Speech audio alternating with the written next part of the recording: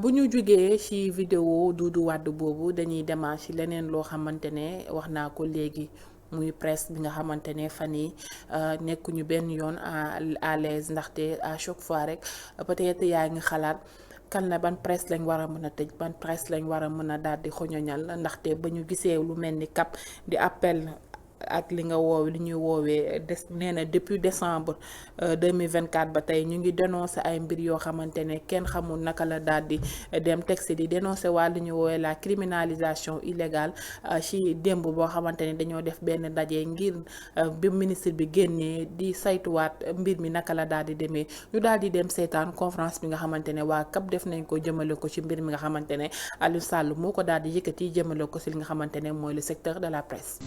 La CAP appelle le secteur à la mobilisation pour faire face aux monstres. C'est ça le titre. La coordination des associations de presse constate, pour s'en émouvoir, les assauts répétés que le secteur des médias subit depuis mai 2024 et ces agressions en série qui portent les empreintes d'un gouvernement et de ses démembrements ont atteint un seuil culminant. En effet, après une asphyxie financière de plus de 10 mois, le ministère de la Communication, des Télécommunications et du Numérique a décidé de passer à la vitesse supérieure, avec à la clé la publication de son arrêté du 22 avril 11-059, doublé d'une assignation à la direction de surveillance du territoire portant cessation immédiate d'activité des entreprises de presse déclarées non conformes au code de la presse. Le tout teinté d'une prétendue régulation du secteur. Pour le moment, une vingtaine ou une trentaine de responsables des médias ont été convoqués dans les locaux de la DST pour se voir délivrer la dite assignation et dans les prochaines heures, d'autres vont suivre parce que plus de 200 voire 300 médias devraient être concernés par la mesure. Cette saisine des services du ministère de l'Intérieur qui criminalise désormais et de façon illégale l'activité de presse date de la deuxième quinzaine du mois de février. Certes, des organisations faîtières du secteur alertent et condamnent depuis lors le caractère illégal de ces fameuses mesures de régulation, mais aussi les errements, failles techniques et omissions. La Cour suprême a même été saisie relativement à l'arrêté 24-462 du 1er octobre 2024 portant création de la commission d'examen et de validation de la déclaration des entreprises de presse du Sénégal. Malheureusement, depuis lors, c'est silence radio. Aucune décision de la juridiction, aucune réaction des plus hautes autorités de l'État, des organisations sœurs ou autres institutions diplomatiques, onusiennes, africaines et autres. Bref, tout laisse à croire que tout le monde souhaite insidieusement la mort de la presse sénégalaise qui pourtant a toujours été un rempart de la démocratie, même dans les moments les plus difficiles de la vie de la nation. Procédure du ministère de la Communication. Des errements et des vices se forment à gogo.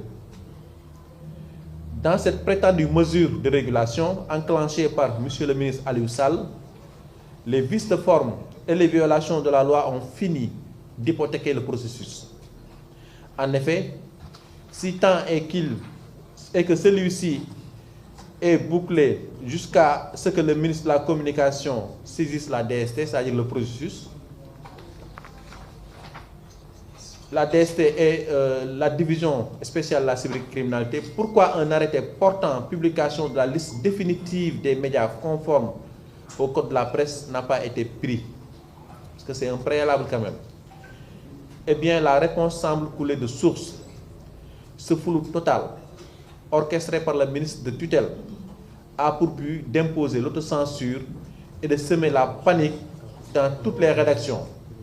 D'autant que beaucoup d'entreprises de presse qui ne font pas partie de la dernière liste des médias reconnus ne savent toujours pas sur quel pied danser. Elles ne savent pas si elles sont effectivement reconnues ou rejetées.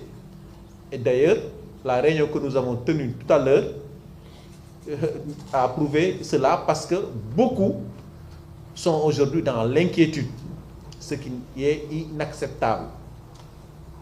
Pire, depuis la publication par le directeur de la communication de la deuxième liste, aucun des médias déclarés non conformes n'a reçu de notification sur les motifs de rejet.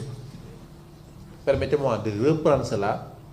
Depuis la publication par le directeur de la communication de cette deuxième liste, aucun média déclaré non conforme n'a reçu de notification sur les motifs de rejet. Quand vous faites un examen, vous avez réussi, vous allez le savoir parce que la liste sera affichée ou divulguée. Si vous êtes ajourné, on va vous donner un relevé de notes et vous pourrez savoir en tout cas là où vous avez flanché. Mais là, personne ici ne peut vous dire, moi j'ai été recalé pour tel motif. Parce qu'il n'y a pas eu de notification écrite ou par mail qui parle de ça, et ce qui est inacceptable. Alors que, par élégance républicaine et conformément aux rigueurs d'une administration compétente et professionnelle, avant même la conférence de presse portant publication de la liste des médias reconnus, toutes les entreprises de presse qui s'étaient inscrites sur la plateforme devraient recevoir une notification liée à leur conformité ou non, en temps normal. Mais c'est trop attendre du ministère de la Communication qui peut être assimilé au Conseil constitutionnel ou à la défunte Cour de répression de l'enrichissement illicite parce qu'il n'offre aucune possibilité de recours ou d'appel. Pour preuve, la plateforme de déclaration des médias au Sénégal est fermée depuis février, ce qui veut dire qu'il n'est plus possible au Sénégal de créer un média, parce que la plateforme sur laquelle on est censé s'enregistrer et hermétiquement permet sans aucune information sur sa réouverture malgré les courriers envoyés à la tutelle. La presse, un George Floyd au Sénégal. La presse sénégalaise aujourd'hui ressemble à un George Floyd. George Floyd, vous le savez tous, c'est un citoyen américain, un noir, qui a été battu à mort par des policiers et l'un avait cogné en tout cas son genou sur son cou jusqu'à ce qu'il perde la vie. Et donc aujourd'hui la presse sénégalaise c'est comme un George Floyd. La presse sénégalaise aujourd'hui est comme un George Floyd étouffé par les institutions censées la protéger.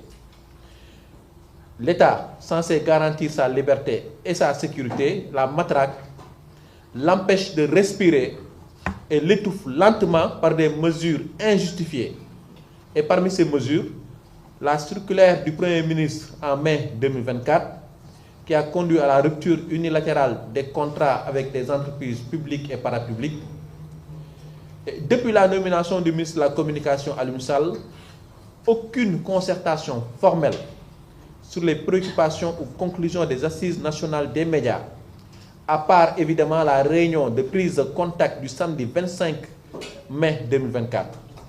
Et au lieu de dialoguer de manière constructive avec le patronat et les autres acteurs du secteur, le ministère se livre à des actions qui semblent plus destinées à fragiliser davantage les médias qu'à les soutenir. En effet, le fonds d'appui et de développement de la presse est bloqué depuis l'arrivée au pouvoir du président Bassirou Diomaye Faye.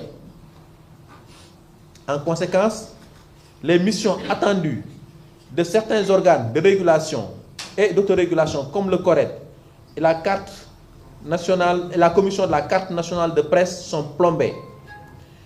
Les cartes nationales de presse ne sont plus éditées depuis février 2024. Et entre-temps, beaucoup d'entre nous qui avaient des cartes sont arrivés à expiration. Moi qui vous parle, je ne suis plus journaliste parce que j'ai plus de carte nationale de presse. Elle est arrivée à expiration, et comme beaucoup d'autres. le Conseil national de régulation de l'audiovisuel, le CNRA, est fragilisé par les actions du ministère et de la TDS. Le CNRA ne peut rien faire à cause de la non-installation de son organe délibérant. Il est même vidé de sa substance par la commission d'examen et de validation des entreprises de presse. gis nga li nga xamante ne waa CAP boobu ba tey ñu ngi koy naqarlu ndax ku mel ne Alioune Sall mi yor suñu wàllum ministre bi yor wàllum communication ak li nga xamante ne mooy audiovisuel bi di yëkkati ay kàddu ngir la fermeture des médias non conformes boobu léegi gis nañ taxawaay bi nga xamante ne association yi ju lënk wàllum presse bi ñoom ñu ngi daal ci taxaw di artuwaat gouvernement bi. ñoom nag ñu ngi woote benn plan d'action jëmale ko ci 1er mai nekk fête du travail waaye mu nekk 1er mai boo xamante ne day nekk 1er mai de mobilisation boo xamante ne ngir mën a gën a dooleel ñi nga xamante ne mooy secteur de la presse ndax ci jamono ji li ñuy dund nekk na loo xamante ne métti na ndaxte mu ngi naan booboo ba léegi mai 2024 presse bi ñu ngi dund loo xamante ne kenn xamutu lu mu doon te booboo léegi à chaque fois rek day nuru benn répétition boo xamante ne day dem ci à l'endroit de la presse sénégalaise ñoom ñi nga xamante ne dañoo joué woon démb un rôle bu décisif jëmale ko ci li nga xamante ne mooy relayer information ak fu mënti nekk waaye daa mel ni tey yat bi ñun la daal di njëkk a soit bu nekkul lii rek ñu ngi daal di toppee ci leneen à chaque fois convocation yu jëm ci wàllum secteur de la presse bi day daal di chaque jour day daal di gën di yokk ñu daal di war a mën a bàyyi xel bu baax a baax ndax 4e pouvoir bi ñu woowee li nga xamante ne mooy presse bi da ci jouer rôle bu am solo te boobu ak léegi wàccut yoonam ndaxte dañuy jox ay informations yoo xamante ce sont des informations justes et vraies ak fu waay mën a nekk di ci daal di mën a jot à temps mu nekk loo xamante ne tey ñu ngi koy dund lu métti.